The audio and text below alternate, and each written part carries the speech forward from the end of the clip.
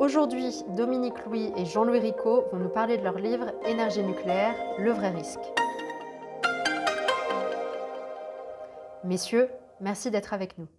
À quoi ressemblera, selon vous, le mix électrique français d'ici 2050 ? Je répondrai par une boutade, je sais surtout à quoi il ne faudrait pas qu'il ressemble.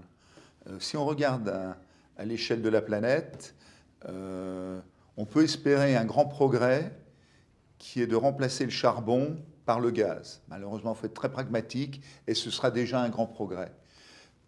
Si demain en France, on remplace le nucléaire par le gaz, quel retour en arrière, quelle perte de sens sur ce qui s'est passé depuis 50 ans. Parce qu'il y a un vrai risque. On voit bien qu'une centrale nucléaire, entre le tout début de la décision et la production d'électricité, il peut s'écouler 15 ans. C'est énorme, vous avez 10 ans de construction. Une centrale à gaz, en moins de 2 ans, vous la démarrez. Donc je pense que le grand lobby qui va gagner demain à l'échelle de la planète, c'est le gaz.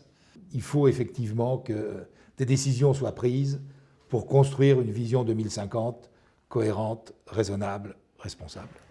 Quel serait, selon vous, le bon équilibre entre renouvelables et nucléaire ? C'est, vu d'aujourd'hui, très difficile à dire. La loi de 2016 parle de 50-50, 50% de nucléaire, 50% autre. À ce stade, dans la perspective 2050, un tel ratio paraît raisonnable. C'est la guerre contre le réchauffement de la planète, et donc ça doit être la guerre contre les émissions de CO2.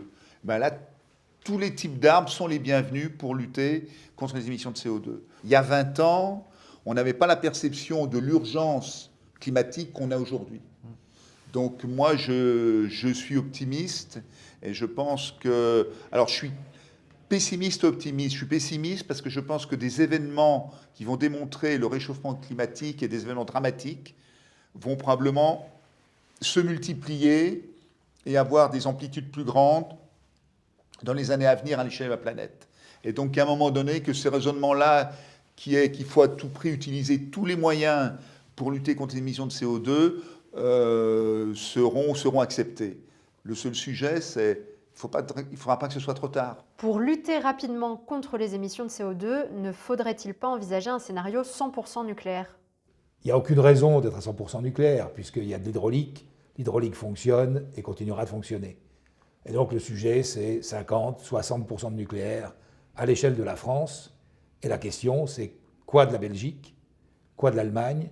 Et vous savez que le gouvernement néerlandais a décidé de relancer les études pour équiper les Pays-Bas d'une centrale nucléaire, parce qu'ils se rendent bien compte qu'ils sont dans une impasse. Que si on veut de l'électricité, on n'a pas d'autre choix que de construire de nouveaux réacteurs nucléaires. Dans l'Europe des 28, en intégrant la Grande-Bretagne, et depuis probablement peut-être 20 ans, la première source d'électricité de l'Europe, elle est nucléaire. En s'accordant sur un mix 50% renouvelable, 50% nucléaire, comment le parc français est-il amené à évoluer dans les prochaines années ? On aura besoin, dans les 30 ans qui viennent, de la même production d'électricité nucléaire qu'aujourd'hui. Ou on prolongera les réacteurs existants au-delà de 60 ans, parce qu'on ne pourra pas se passer d'électricité, ou on les remplacera au fur et à mesure qu'on prévoira de les arrêter par des réacteurs nouveaux. Et donc on aura besoin en 2050 de l'ordre de 350 à 400 TWh d'électricité nucléaire, c'est-à-dire de la production de 30 à 35 EPR. Si on veut arrêter des réacteurs existants en 2035, c'est maintenant qu'il faut décider de lancer la construction de ceux qui les remplaceront. Et on a, dans les 5 ans qui viennent, des décisions absolument majeures à prendre. Et si on ne les prend pas pour construire un nouveau parc, eh bien, on se met dans la situation de prolonger les réacteurs existants au-delà de 60 ans. Pour que le nucléaire joue un rôle majeur dans le mix énergétique français, quelles conditions doivent être remplies ? Le principal verrou aujourd'hui, il est malheureusement politique. À un moment donné, certains qui vont dire oui, on va vers le nucléaire. Le coup d'après, ben non, on n'y va plus. Et finalement, on finit avec quoi ? De l'immobilisme. Merci messieurs pour cet éclairage. Avez-vous un dernier commentaire ? Le nucléaire n'est pas une fin en soi, mais c'est aujourd'hui effectivement probablement la solution la plus fiable pour garder notre modèle de développement. Les solutions comme le nucléaire ne font peut-être pas rêver, mais sont des solutions robustes, éprouvées, solides, et que dans un monde qui est de plus en plus incertain, on a besoin d'un certain nombre de sujets qui soient stabilisés. Et une fois de plus, attention à ne pas jouer les apprentis sorciers. Sinon, on finira avec des centrales à gaz. On peut effectivement débattre à l'infini de savoir si, en France, il faut mettre en place une stratégie de décroissance. Mais on n'est plus au Moyen-Âge.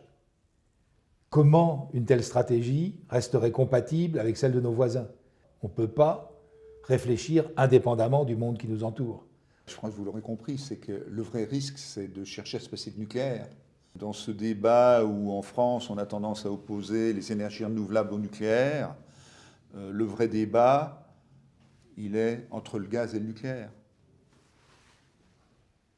Le vrai risque serait de ne pas regarder la réalité en face et de ne pas se rendre compte que, compte tenu de notre niveau de vie, compte tenu de nos aspirations, finalement, on aura besoin en France de plus en plus d'électricité et qu'il n'y a pas d'autre solution pour fournir cette électricité que de continuer à faire appel au nucléaire. Donc le vrai risque, c'est de se mentir à nous-mêmes.